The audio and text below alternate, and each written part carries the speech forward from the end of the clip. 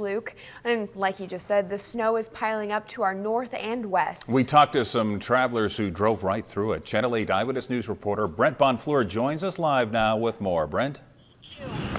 Well, Rod, Megan, first it was the rain, and then we got some hail, and now as you can see, it's snowing. But as bad as things are here in Lincoln, I talked to some travelers out west who say it's a whole lot worse out there. Winter is back in Nebraska.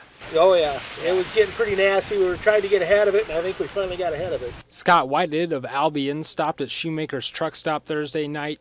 He and his wife are driving to St. Louis. He said they drove for hours in the snow along I-80. We got to York and it kind of quit a little bit, and then it started real heavy flakes and kind of a rain-snow mix. Thanks to a week of record high temperatures, Scott drove his motorcycle to work yesterday, but he says that's not likely to happen again. No, probably not. I'll probably be lucky to get to the garage. You can see from these Department of Roads pictures, snow was piling up in many parts of western and northern Nebraska. This one shows snowy roads near Sidney, and it's a similar scene in South Sioux City and here in Emerson. In Lincoln, the city crews will hit the streets at midnight. They'll be spreading salt, pre-wet with an anti-ice brine on all emergency snow routes, arterials, bus, and school routes. 20 units will be deployed and remain on the roads until Friday night. Plow teams will also be available if conditions worsen.